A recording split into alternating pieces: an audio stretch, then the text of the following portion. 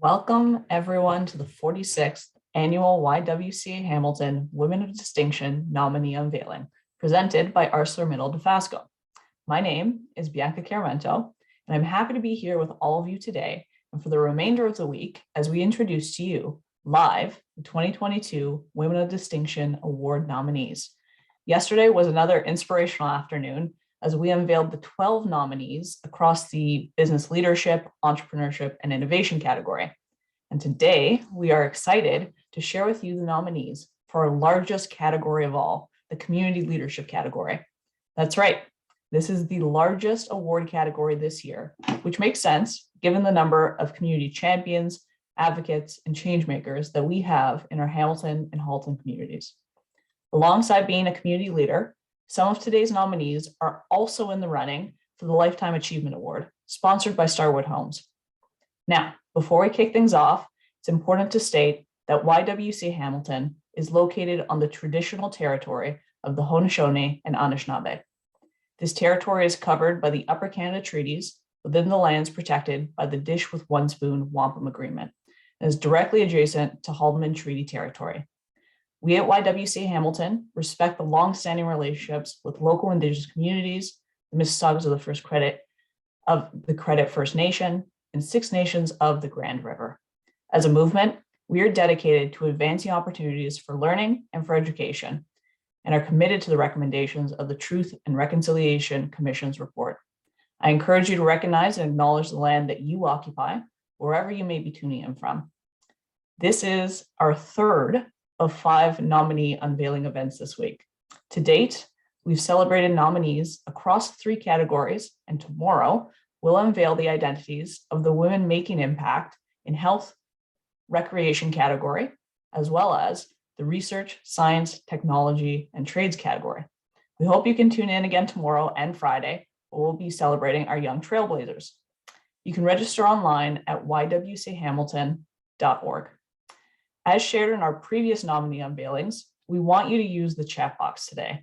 Please cheer for the nominee that you're rooting for, show us some celebratory emojis, or share how you're feeling. We also encourage you to share today's event using hashtag WOD Hamilton Halton when sharing and tagging YWCA Hamilton on Twitter, Instagram, Facebook, and LinkedIn. Our nominee unveiling events will be recorded, and thanks to our media partners, will be airing on Cable 14 and Your TV Halton. You'll also be able to rewatch all unveiling events, as YWCA Hamilton will include these on our YouTube channel. Announcing nominees is a milestone and celebration each and every year for YWCA Hamilton, and even COVID can't get in our way. Although we would have loved to have come together in person, the team at YWCA Hamilton plans to once again bring you a virtual award program like absolutely no other. The 2022 Women of Distinction Awards Gala will be fully virtual and live produced. That's right, you'll be right there with us in the moment as we announce the 2022 winners and put them on screen in real time to get the reaction and remarks. In addition to announcing all 2022 award category winners, YWCA Hamilton also has plans on doing a little announcing themselves. We hope you'll join us on March 3rd to hear this announcement and be part of a very special evening. Now, to share more with us about the work of YWCA Hamilton and the community leadership category, please join me in welcoming YWCA Hamilton CEO, Denise Christopherson. Welcome, Denise. Thank you, Bianca, and thank you again for hosting. Oh, sorry, just one moment, folks. My screen's gone blank here. Sorry. Okay, folks. And thank you for hosting our week of unveiling events and for your ongoing leadership on the board of directors.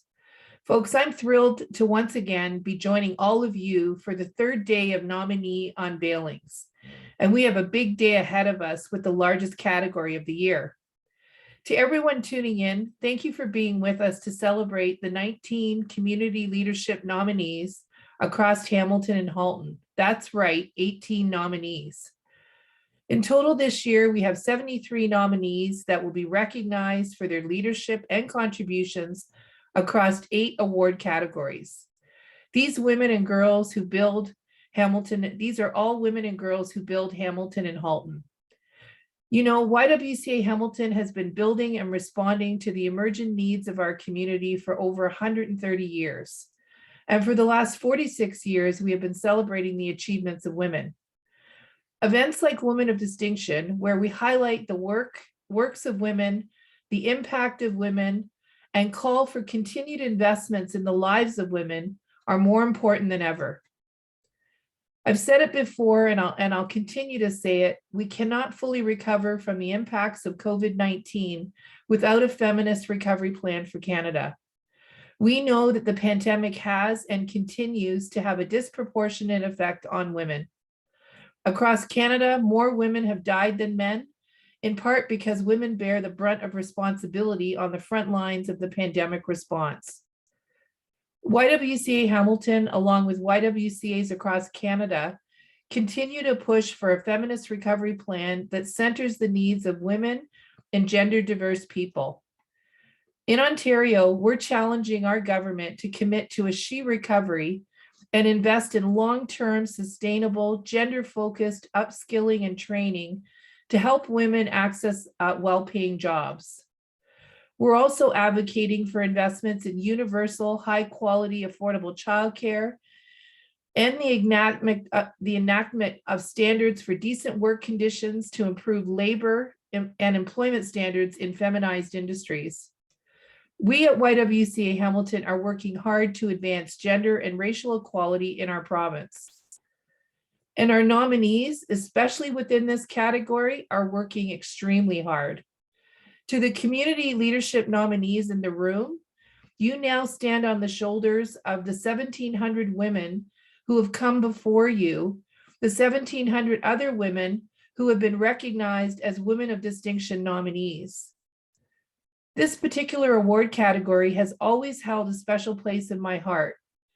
This category always tells a story. When you support and invest in the lives of women, the whole community benefits.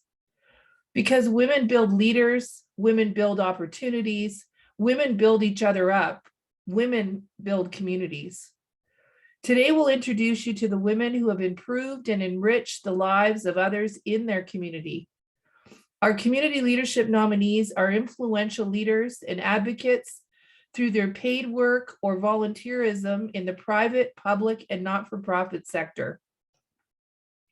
They are community organizers who challenge the status quo and mobilize community to join them in a pursuit to advance social justice, anti-racism, equity work, and more. These nominees give everything they have to blaze new trails and create positive and meaningful social and economic or political change in their communities. To the nominators who nominated these 19 women, thank you. Thank you for acknowledging their achievements and contributions and for taking the time. Now, I don't know about all of you, but I'm ready to hear from these women. Bianca, back to you to unveil our 2022 community leadership nominees. Thanks, Denise. I, for one, am ready to hear from our nominees. But first, let's share how this is going to go. First, I'll announce the names of our 2022 community leadership nominees for Hamilton, then Halton. Once we're done announcing those names of all the nominees, we'll move into the formal Q&A session to hear from each and every one of these incredible women. I'm beyond excited. Are you ready for the nominees?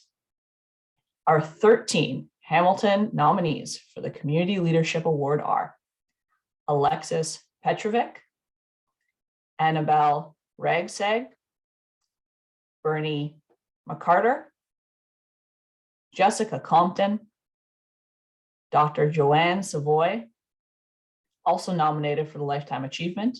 I should also say that Bernie McCarter was also nominated for Lifetime Achievement.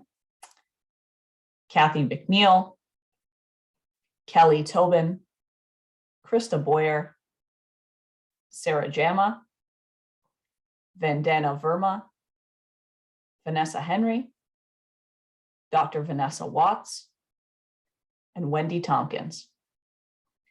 And in Halton, we have 5 nominees for this award, and they are Glenda Lloyd, nominated for a Lifetime Achievement Award as well, Kimberly Calderbank, Lorraine Rollo, Nancy Romick. Both Lorraine and Nancy have been nominated for a Lifetime Achievement Award. And Shan McGrail. Congratulations to all of the 2022 nominees in the Community Leadership category. You are now part of YWCA Hamilton's legacy. Congratulations. Okay, so we're going to move to the question and answer period. And before we start, it goes without saying that each and every one of you are here because you've led remarkable lives. For us to hear about each of your journeys, we ask that everyone's answers stay within 1 minute. We could probably talk for hours, but today we have less than one. So with that, we're going to start with some introductions. I want to know a little bit about you and about your community focus. So we'll call on folks to briefly introduce themselves. Let's start with Alexis. Good afternoon. Thank you, Bianca, and congratulations to all the other nominees. My name is Alexis Petrovich. I'm a Hamilton police officer. I'm in my 14th year, and I've been fortunate enough to be able to serve the community in where I live. I'm a born and raised Hamiltonian. Years ago, when I applied to be a police officer, I only applied to Hamilton. I just knew that I wanted to be able to help out my community and be involved in every way possible. I've been fortunate enough to work in many areas. Our criminal investigations division, I spent several years frontline on patrol, and my passion is helping victims of crime. And I'm currently a crime manager for the downtown Hamilton. So I'm happy to be here, and congratulations to everyone, and I wish everyone all the best. Thank you. Thanks, Alexis. Annabelle, we'd love to hear a little bit about you and your community focus. Yeah, hi everyone. Thank you YWCA for organizing this. I'm Annabelle Ragsag, and my heritage is the Philippines. So I was I was raised in Southern Philippines, which has seen armed conflicts and global economic exploitation. And with that context, it has made me recognize that the focus of my work would be around social justice. So I do this in spaces of research, community organizing, and social sector governance. In Hamilton, for example, I'm co-organizing the Filipinas of Hamont and the Hamilton Asian Alliance to build capacities of resistance and change. I also work with the Immigrants Working Center to create and see the impact of our program and services for newcomers like me. Right now, I'm connected with McMaster University. I'm doing my PhD in social work at the intersection of data justice and social policy. Thank you for having me here, and congratulations to everyone. Thanks so much, Annabelle. Jessica, we'd love to hear a little bit more about you. Hi, and thank you so much for having me, and for everybody, congratulations. So yeah, my name is Jessica. I'm originally from North Bay, moved here to Hamilton 20 years ago. My story brings me to community leadership. You know, I was arrested 4 times with addiction, mental health issues, and here I am today, going on 5 years, the founder and running different programs, which I I think I was really nervous just to kind of condense all this to 1 minute. So I'll just promote my link tree, all the projects that we've been involved in, documentaries, music albums, just regular Wednesday self-care groups with meditation, yoga, and all that fun stuff. And yeah, just here to spread love and to keep spreading love. Thanks, Jessica. I promise you're going to have plenty of time to tell us all about these things. Beyond this 1 minute, we're going to chat a while today. So thank you for sharing that. Joanne, we'd love to hear a little bit about your story.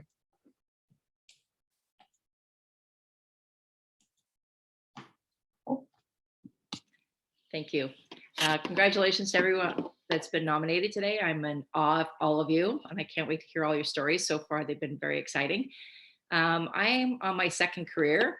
I spent time in the Canadian Armed Forces. I retired as a major, so I was a senior officer and one of just 3 in Southwestern Ontario. And I just knew that being around a bunch of men was awesome, but I just wanted to find something I can do to give back to my community in a different way that will allow me to have more women around me. Because we all know, as Denise would say, women get stuff done for the PG version. And so I left the military to join the Hamilton Police Service. I've been there for 25 years. And for me, my community is very important to me. I love the idea of empowering women, making things happen. And somebody yesterday said, make sure that you take a seat at the table. And it just resonated with me. And I think a lot of us actually don't even bring a chair. So I'm going to suggest everyone grab a chair and pull up to the table. There's lots of work to do, and communities like the YWCA groups empower young women to show them that everything is possible. And so I'm just excited to be here. I love being involved in things that I think can make change. And that's why we're here. So thanks to everyone. Thanks, Joanne. Kathy, we'd love to hear a little bit about your story and your community focus. You are on mute though. There we go. Technically challenged some days.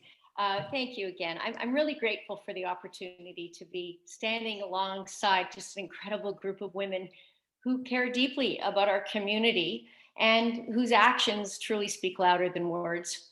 This nomination, I think, highlights the work we all do every day to make our community better, and obviously to provide meaningful impact for the people who live in it.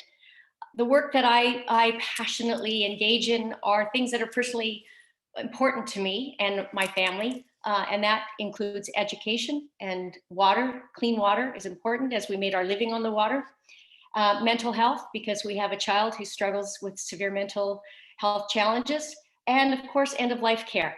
And that care of end-of-life with dignity and grace is something that we're very passionate about, and I am particularly because of family experiences. So I'm happy to be here today to share more about that with you all, and congratulations to all my fellow nominees. Thanks so much, Kathy. Kelly, we'd love to hear a little bit about your story and your contribution to our community. Sure. So good afternoon, everyone. My name is Kelly. I am a public safety professional, and I'm also a full-time student completing my degree in crime and intelligence analysis. As long as I can remember, I've always had a strong desire to serve my community. I truly feel there is no higher purpose. And to me, life is really about building relationships, working together as a team, and then finding ways to leverage those relationships to really make an impact on the overall safety of a community. And then most importantly, making an impact on the lives of those around us. So I'm really honored to be nominated for this award. I think as women, we often feel that we're not deserving, that somebody else has always done more. But I will say that I do feel very lucky to be surrounded by all of these strong women who I know very much share my passion to being leaders within their community. So congratulations to you all. And I really do look forward to hearing all of your stories and all of the great work that you've done within the communities. Thanks, Kelly. I think we're all excited to hear further from each and every one of our nominees. Krista, we'd love to hear from you next. Thank you, Bianca, and it's good to see you, Bianca. It's been a while. And congrats to everyone. I'm very excited to be here. And I have to say, I love this aspect of it, getting to know everyone and hearing the incredible stories and endeavors everyone's been involved in. For myself, when I arrived in Hamilton now 17 years ago, I just felt a drive to get involved in any way, shape, or form. It started with Hamilton Police, and it just kept snowballing from there, where I had my hands in so many different city level boards or not-for-profit boards, or started my own initiative. So I'm a bit of a dabbler, but my overall goal is to create change within my community, positive impact throughout the community. Currently, my focus is a bit more geared towards affordable housing. I sit on the board for RAB. I sit on the board for Inwell. And I mean, we all know that it's a necessary item to be addressed.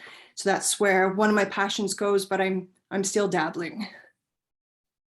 I think a lot of women in our, both on this call as well as in our community, they wear many hats. So I think that's certainly relatable to a number of women. Thanks, Krista. Sarah, we'd love to hear a little bit about you and your contributions to our community. Hi, my name is Sarah Gemma. I'm the Executive Director of the Disability Justice Network of Ontario. I've spent many years doing leadership training and organizing through the Hamilton Center for Civic Inclusion. At DJNO, we fed over 7,000 people through our caremongering programming when the pandemic first hit and disabled people weren't able to get access to food due to risk of contracting COVID-19.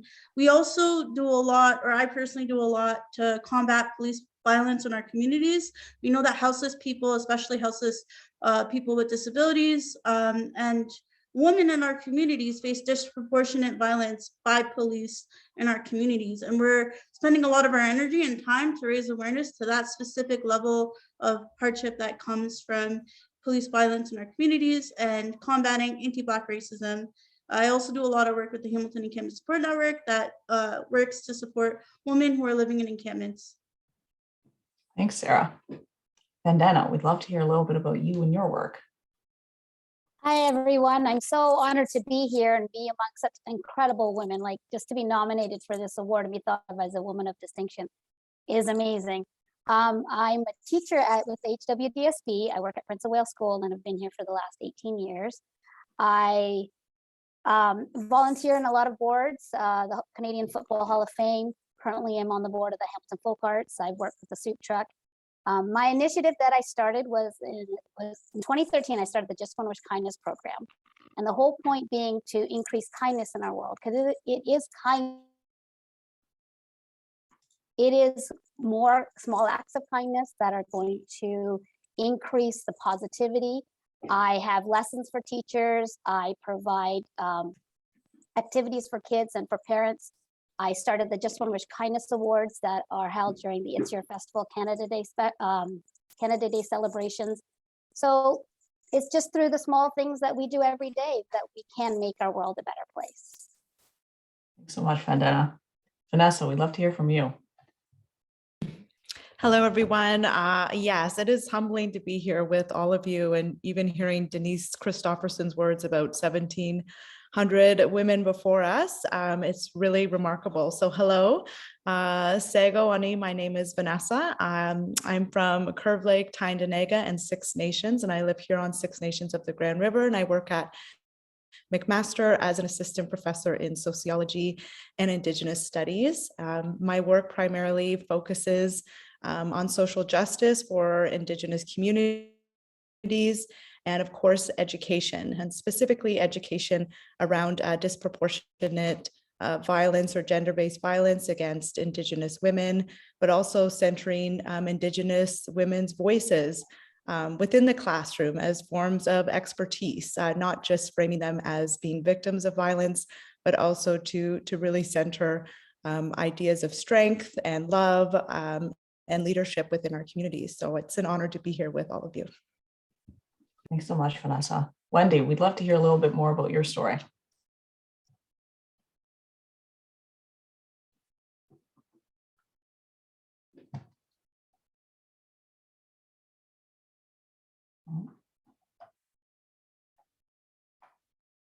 Uh-oh, looks like we can't get you off mute at the moment. So I'm going to circle back to you, Wendy, in just a moment, see if you can, Oh, I think I just did it. Sorry. Nice. Can you hear me now? Thanks. Yes. I'm not very technically inclined, so I apologize for Zooming. I am a financial planner with RBC Dominion Securities now. I've been with the Royal Bank for 35 years.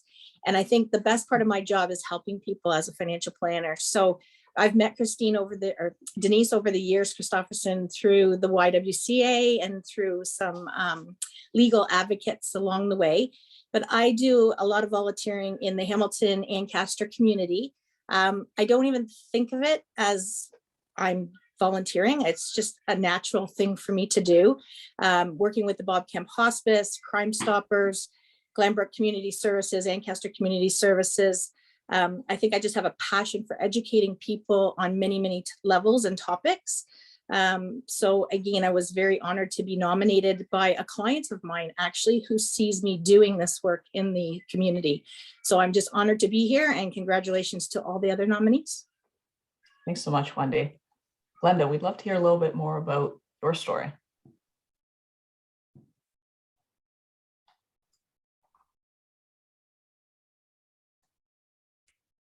Thank you, Bianca.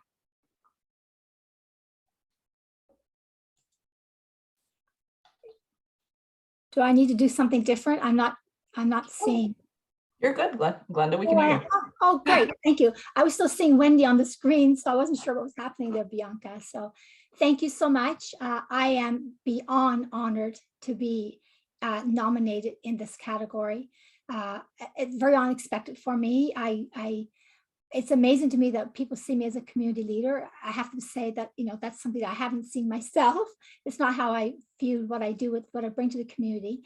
I actually have the great fortune to be the community relations manager for Cogeco for the last several years. And my impact with the community is with all the incredible partners I've met over the years, and I've partnered with them. When I first started out, my dream was to be a social worker. And I had an aha moment a few years ago, and I thought, oh, I didn't follow the path of a social worker.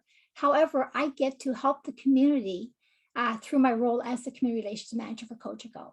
So it's been a tremendous time for me. And I just believe that, kindness and sharing and being there for each other, advocates for each other, is what a community is. And it's vitally important that we all work together. I can't imagine one person even of the nominees today being a winner, because I believe every single person I've heard so far is a winner. And I'm so incredibly honored to be nominated. Thanks so much, Glenda. Kimberly, we'd love to hear a little bit about you and your community focus. Thank you. And first of all, congratulations to all the other nominees. For me, I'm extremely humbled to be in the category here with the Halton women, because some of these women I literally grew up with and are my mentors and my inspiration to become as involved in the community as I am. I'm incredibly lucky to own a business where I can work with the community and work with not-for-profits. The majority of our business is not-for-profits. So I work within the food security, poverty, mental health area, and it's absolutely incredible to be able to help elevate their stories and share why they're so important within our community. Volunteerism has always been a part of my life for as long as I can remember. It's something that I work to instill in my children and hopefully in other children within the community. And most important to me is mentorship, because I've had such wonderful mentors, and I'm working as hard as I possibly can to encourage other young women to become entrepreneurs and give back to their communities. And I feel it's our job as citizens to work within our community and give as much as we can. And I believe that's why I'm here today. Thanks so much, Kimberly. I got to tell you, each and every day as we do these unveiling events, everyone at least once, usually several times, mentions the importance of mentors and how much that impacts their involvement in their communities and their leadership and their path. So I think that resonates with a lot of women. Thank you so much for sharing that. Lorraine, we'd love to hear a little bit more about you. Hi, everyone. It's such an honor acknowledged with all the other amazing women who give back to their communities. My story is a little different. I was in a marriage for 32 years, domestic violence and abuse that I did not recognize until I ended the marriage. Through my support in counseling, I became aware that if I didn't recognize abuse, how many women are living in my shoes? So I started a passion of learning and educating through programs and workshops and seminars. I became a public voice and a face for domestic violence and abuse in my community. More so, I started to become perhaps, shall we say, an underground connection for women who were still in abusive marriages, who were recently out and needed that support, that weren't ready to either go to the police or to a shelter. And just knowing that there was support, they were believed that there are resources out there. So I'm honored to be recognized for giving back to the community in that way. Both the women who contact me and myself, we continue to support. Good luck to all the other nominees. It's such an honor and a privilege. Thanks so much, Lorraine, and thanks for sharing your story with us today. Nancy, we'd love to hear a little bit about you and your community focus. Hello, everyone. First, I'd like to congratulate everyone. What amazing stories and what amazing women. I'm so thankful to be a part of this group and humbled as well. I'd like to share a little bit of my story. I was a very successful business owner for over 25 years and happened to successfully sell my business and was looking for a charity to give back for all my good fortune and stumbled upon Schiffer Homes. It's a maternity home located in Burlington that was on the verge of closing for the second time. I was completely surprised that a home like this existed in the community. And my original sort of goal was to save the charity, fundraise for it, hire somebody and possibly sit on their board and make sure that they did good, only to fall in love with these beautiful women and babies that I have the fortune of working with every day. And it's 10 years this year that I've been here. I was a young mom. I had my first son at 19, my business at 21, retired at 45. And I'm living proof of what a young woman can accomplish and do in her lifetime. So I work really diligently with these young women who come from a lot of abuse, trauma, mental health, addictions, poverty, human trafficking, you name it, I see it. And I'm just so honored and privileged to be able to make a difference. And what I say is, and this is our newest, this is my first twin. She's got a little sister. What an honor and privilege to be able to bring babies into the world that they never know that they were in a homeless shelter, that they never know that they were poor, and to give these young women the opportunity of education, college, university, and teach them to dream and to achieve big. And for that, I'm so grateful and thank you for the nomination. Thank you so much, Nancy. Shan, last but not least, we'd really love to hear a little bit about your story. I think that was a tough act to follow. Anybody have a dog? We have babies, dogs, but if I could just start with a thank you to all of the women who are here and in all the categories this year for the work that you do. It's just amazing.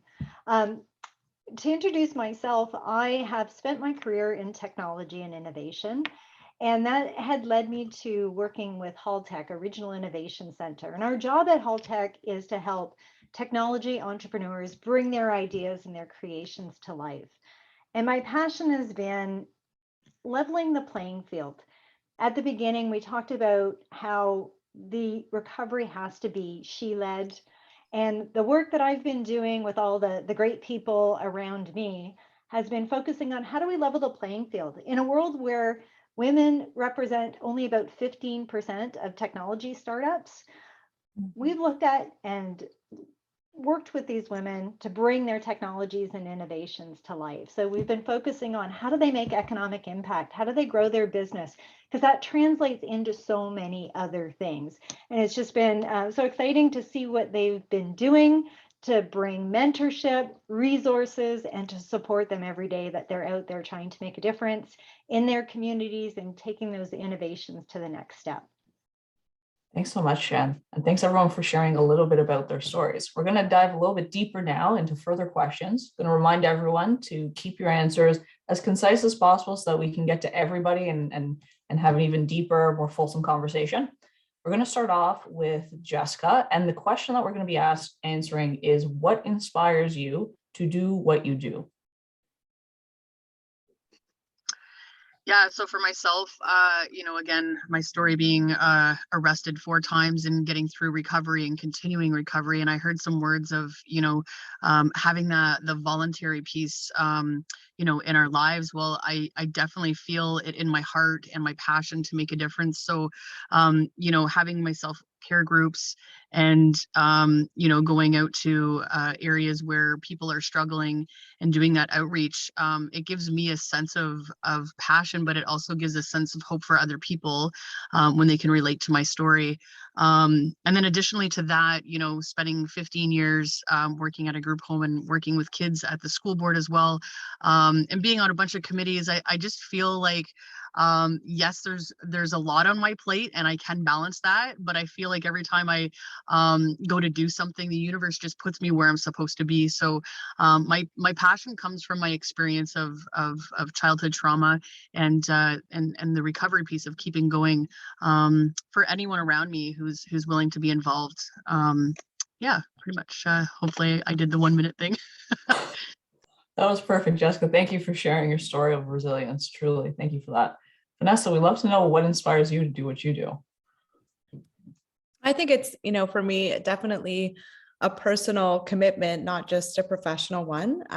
It's something that I'm passionate about, thinking about students as well as a real source of inspiration, and being in front of students, I feel a responsibility to really challenge them, to unpack some assumptions that they might be carrying with them, to really enter into meaningful dialogue and to really see opportunities for students and people at the university to not just sort of give back to the community. I don't think that's necessarily always the best thing, but also to have community centered, within the classroom, and really provide opportunities for that sort of synergy within my professional life, I suppose. But also I would say, I think thinking about violence against Indigenous women, family members of these women that I have a deep love and respect for. So it goes sort of beyond, I guess, a commitment in that way, but a deep love and respect, and something that that I'm very passionate about. So yeah, thank you. Thanks so much for sharing, Vanessa. Annabelle, we'd love to hear about what inspires you. Yeah, I have shared earlier the context of where I came from. And in that context where I have seen a lot of community difficulties, I also saw how community came for each other, are taking care of each other, sharing responsibilities for each other, and holding power accountable. So I feel that those values that I have seen when I was young, like this seemingly ironic, the irony of conflict and community also coming together. So I have seen that, and I felt like, especially during the pandemic, I felt that it's almost similar to that, where communities have to do something despite limitations. Communities have to come together despite limitations. So that's one. And then another thing is my thinking about community work and community leadership is that it's not just because of my passion alone, it's also because of privilege. I have, even if I'm time poor relatively, I still have a relatively privilege of time to do something based on what I have and what experiences I have. And also it's an opportunity. Like, many organizations in Hamilton have supported the ideas that me and my co-organizers in the community have, like HCCI, for example, and YWCA Hamilton, HIPSI, have come to nurture the ideas, the thoughts that we have for Filipinas of Hamilton and the Hamilton Asian Alliance. So yeah, I hope that's 1 minute. You know what, Annabelle, that was such a beautiful answer. It doesn't matter if it was beyond a minute. Thank you for sharing that. Sarah, we'd love to know what inspires you to do what you do. And while you're at it, if you could please introduce your cat, we would be very appreciative. I didn't want his butt in my face, so I made him leave. That's Baloo. Yeah, he has a brother named Panther. I think what inspires me is this idea that a better world is possible, that a better Hamilton is possible. Like, I'm someone who lived through the shelter system. Like, I can close my eyes and remember sleeping on the floor in an apartment that we couldn't afford to get through grade 11 and 12. I'm someone who wasn't supposed to be born, someone who died at birth, someone who was told that I was going to be a vegetable, that I wouldn't be able to walk, talk, or eat. And so all of these experiences have forced me to, there's no other option than to imagine a world where all of us can be free, where you're not policed simply for being disabled, where you're not kicked out of your shelter systems for being disruptive, right? Where you're not treated as different or other just because you have a disability or a mental health concern, that you fall through the cracks and everyone just watches, right? And so these are the things that inspires me to keep going and to call things as they are and to demand better from our community. Thanks for sharing, Sarah. Kimberly, we'd love to hear what inspires you to do what you do. I'm truly inspired by community, and I know that's a big word and it can apply in so many different ways, but when you see the action of groups and like-minded people coming together to enhance or elevate or raise each other up, I think that that is just most inspiring. And I can see that through both my day job as a marketer and communicator, where I'm able to use my skill as communications to help elevate people, but also as a volunteer and a mentor in community to be able to use my hands and get down to work, whether it's, you know, volunteering, picking up garbage, all those things. But most importantly, over the past year and through the pandemic, we've seen struggles of young women and entrepreneurs and lots of people sort of starting up businesses and things on the side to get themselves going, and being able to mentor and see their success and see where they've gone through their business and how they've succeeded, I just think is truly inspiring. And it's all because, as mentioned previously, I had the privilege of being supported by my community when I was born and raised here in Burlington. And it's just that sort of full circle moment for me. Thanks so much for sharing that, Kimberly. Alexis, we'd love to know what inspires you to do what you do. Thank you. I think I can touch on this personally and professionally. Very early on in my career, my father was diagnosed with cancer. So I became involved in the Climb for Cancer, which was to raise funds for Juravinsky. And that snowballed over the years, just seeing all the other police officers and civilian members of my workplace that I could get involved in it. And so it went from me climbing the stairs to having several of our employees joining in, and it just ends up becoming a feel-good event just to know that you're, you know, it's a personal reason, but then you also, it's a trickle-down effect with everyone else. And professionally, being able to, you know, one of the things I mentioned was having a passion for helping victims of crime. And it's been touched on about domestic violence. You know, policing is difficult, obviously, at times, and, you know, we see the worst. And one of the things that inspires me to always keep on going is, you know, I think back to testimonials that I've had from victims, you know, after certain situations that we've been able to intervene, and how thankful they are, you know, especially when there's children involved, and just being able to connect them to the proper resources. So that's inspiring in itself. And I think just, you know, someone mentioned dabbling in different things, and I've had a lot of opportunity to be involved in a number of things, and it's sporting events with children, youth, and stuff like that. But I think it's cyclical, and it's like a domino effect that, you know, I always want to mentor other women and bring them along with me in the hopes that that's something that they'll do, you know, with other women in their lives as well. There was a quote that I saw recently that kind of sums it up good for me, is do your little bit of good where you are. It's those little bits of good put together that overwhelm the world. So I think that just sums up that, you know, people are often overwhelmed when they think, how can I be involved? And I think if anyone's looking to get involved in their community, it's just to start anywhere small, find a passion, and, you know, whatever you can do is going to have that trickle down effect. And that's when greatness is going to happen, when we all come together. Thank you. That was a really great segue for the next question that I'll be asking everyone, which is, what advice would you give to women who are looking to make a difference in their communities? We're going to start this question off with Vandana. Hi, the advice I would give is to just stay strong and to believe in yourself. There's so much negativity out in this world, and so many people telling you that you can't do whatever it is that you want to do. You need to continue to believe in what is in your heart and work at it and believe in yourself and just keep trying and never give up. Thanks so much, Vandana. Kathy, we'd love to know what advice you would give. You are on mute. Thank you. I'm sorry about that, Bianca. I would say that knowing that when you make a difference with what you have, whether it be money, time, resources, it expands. It's like throwing a stone on water. The ripple effect is very powerful and can have meaningful impact. And so, I try to lead by example and encourage other women to do more and do the same, despite the responsibilities the numerous responsibilities we carry every day. But it's amazing what women can do when they come together. Isn't that the truth? Thanks, Kathy, for sharing.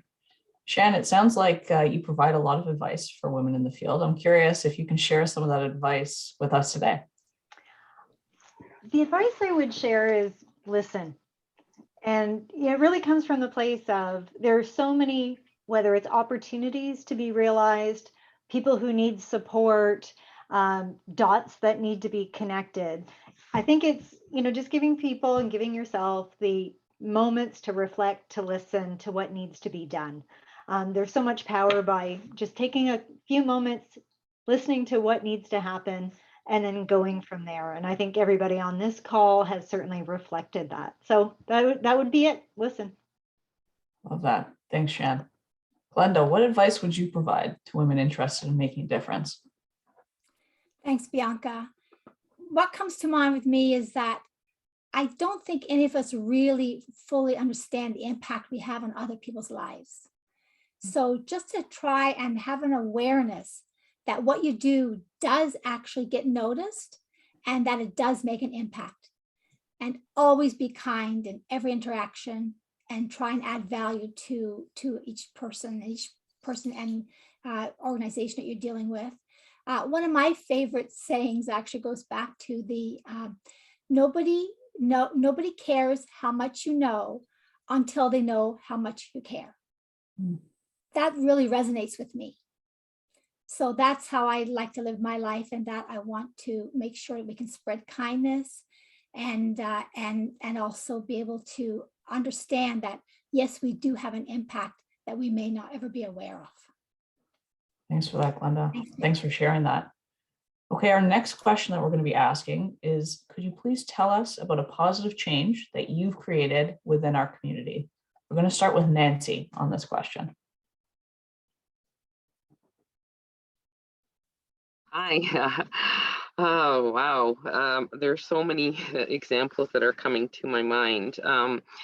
Number one was obviously saving a charity that was worth saving and allowing these young homeless women to have a home and to be part of a home and have all the love and support and resources that they need for their babies and themselves. I would say it's numerous things. It's expanding the program to support these young women, so it's not only a roof over their head and then they're gone. It's allowing them to stay here for 6 months, supporting them financially and with donations for a year after they leave, continuing to support them, providing that they're continuing their education. I would say it's been so many things, and challenging myself, because originally it's an independent living model, and I've increased the level of care that we provide, where I literally have taken a young woman from jail that had been arrested at least 15 times and found out that she was pregnant, and bringing her into the home and making sure that we had all the support and resources, and watching her never stumble, never fail. And she's actually doing her community placement here at the home right now. She's doing her education to become a social worker, and knowing that all of her experiences are going to trickle down to her clients and other people. And as she said to me yesterday, is her whole life changed as a result of being here. And that's something that we work really hard. We want every young woman to always know that she's important, that her life is important, that she has a voice, and that we have empowered her to be able to use that voice and to succeed. Wow. Thanks so much for sharing, Nancy. Thank you so much. Joanne, we'd love to know about some of the positive impact that you've made on our community.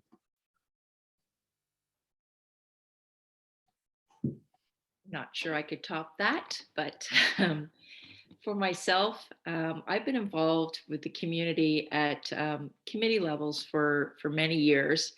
And going back, some of you may remember, Mayor Morrow, a wonderful gentleman, and he had a committee that I served on. And after he left and we had the next mayor, he felt the community work at the city level wasn't needed, and he disbanded all community groups. And thankfully, he only served one term. And then we had another mayor come in who saw the value of that work and just advocating to city about the important work this committee, all committees do. So whether it be on the anti-racism committee, discrimination committee, status of women that I sat on, Keep Hamilton Clean, which now I believe is a different name, the beautification program for the Trillium program. And it's so diverse, from cleaning up the city to recognizing beauty in the city, advocating for others who may not have a voice. I just feel that you just have to jump in and start somewhere. And it may not seem like large events, but bringing somebody with you and, pulling somebody up, and not just, pushing people, bringing people with you, but pushing them up as well. And I think, I believe I've left a mark in some of the community groups that I've been involved in, and will continue to do.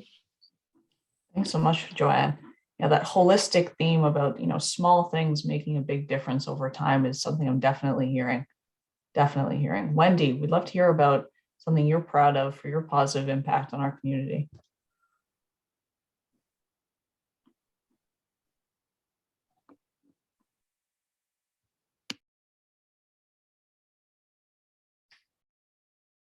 If Wendy can get off mute, we may circle back to you, Wendy.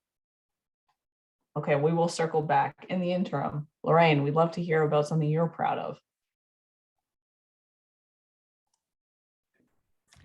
Thank you. I think most that I can see myself proud of is when I speak publicly, when I do articles in the newspaper on domestic violence and abuse, and other women reach out. It's that there is always hope, and that you can actually put a face and a voice to those who are still silent. And it really just inspires me when other victims reach out, and I know that they're looking for that right path to better themselves and be empowered. So it's quite an honor to feel valued for the support you give other women going through this in the community. So thanks for sharing, Lorraine. Wendy, I see that you are off mute. Would you like to Yes, share I an finally example did. with us? Thank you. Okay.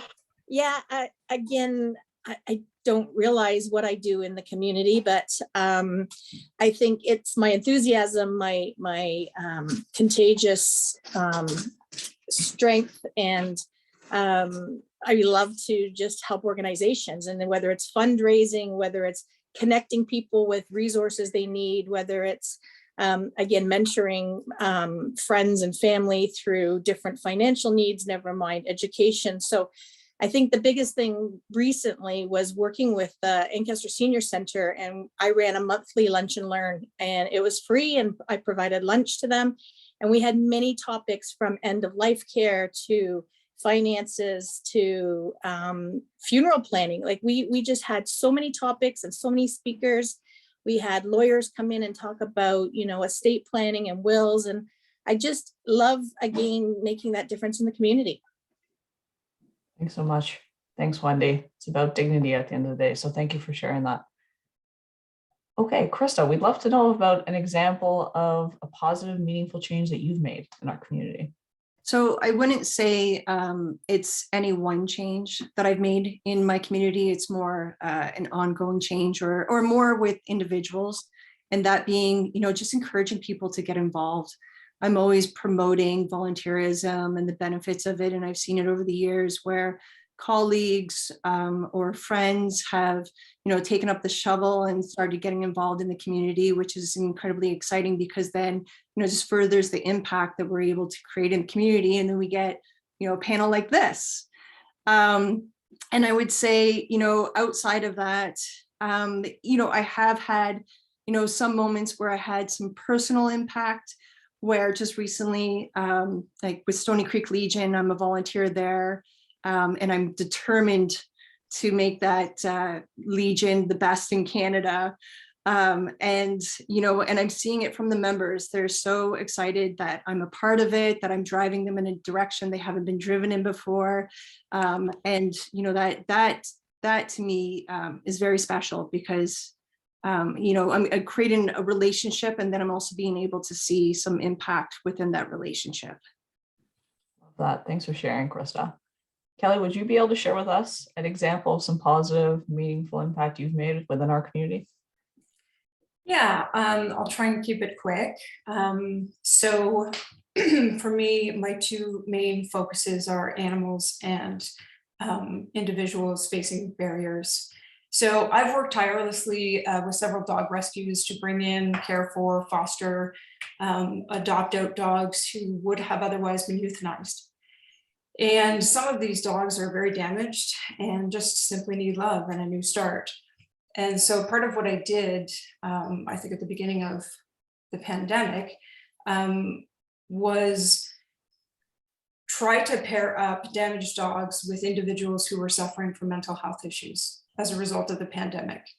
And that was really meaningful to me because I think it's very important work, because when you have this damaged dog that nobody wants and an individual who is suffering, and you bring the two of them together, it really forms this magical relationship where each of them can then depend on the other and move forward in a positive way. So, and in saying that, it also gave birth to a new venture that I'm going to be starting, and I'm hoping to be able to ramp up that model where we bring in rescue dogs and partner them with individuals, first responders, more specifically, who are suffering from PTSD. So that's exciting news. I'll keep everybody up to date as that sort of unfolds. But then the second thing I think that really was important to me this year was finding creative ways to raise funds, much needed funds. So thank you to all my supporters, because I really did get a lot of financial support from a lot of my networks. I successfully raised over $40,000 this year. All funds went directly back into the city of Hamilton. So some of them went to Men's Street Ministry, and then the bulk of the rest of that went to an affordable housing initiative with the YWCA. And the fact that all of those funds went back into the city, directly into the city where it's needed, was really, really meaningful to me. So two of the things that I did, in case anyone wants to raise some money next year with me, I slept outside for 2 nights, the 2 coldest nights in February last year. And then recently I shaved my head in support of the YWCA. So ideas for next year, if anybody's looking to get involved. We'll say, Kelly, you are rocking the hair. So thank you for that. Okay, so wow, we burned through an hour. And that has been the kickoff to our 3rd day of announcements. I want to thank everyone for joining us this afternoon, and congratulations again to all of our nominees. I wish you all the best of luck. Please don't forget to join our party on March 3rd for the Women of Distinction Awards Gala. By joining us, you'll get a delicious dinner from your choice of one of YWCA's local restaurant partners. This year's partners include Rapscallion Rogue Eatery, Radius, Carmen's, The Platter Company, and Fossil. And the menus are selling out fast. You can get your ticket, then choose your menu at YWCAHamilton.org. Our guests will also receive a specially curated gift box full of local goodies, compliments of YWCA Hamilton and our partners. And you'll have access to watch the award gala unfold live in a viewing room with friends, family, colleagues, or whoever you'd like to watch with. YWCA Hamilton also has an out-of-town live stream ticket option, which folks can purchase to tune in to cheer on for our nominees wherever they may be. This is a really great option for nominees with family and friends who are out of town and want to be part of the action. The Women of Distinction Awards is YWCA Hamilton's largest signature fundraising event of the year, and every dollar that is raised supports women and gender diverse people accessing programs and services across Hamilton and Halton. Before we go, please don't forget to join us tomorrow when we announce the nominees in the health recreation category and the research, science, technology, and trades category. You can learn more and register for tomorrow's category unveiling at ywcahamilton.org. Thank you everyone for tuning in. Have a great day.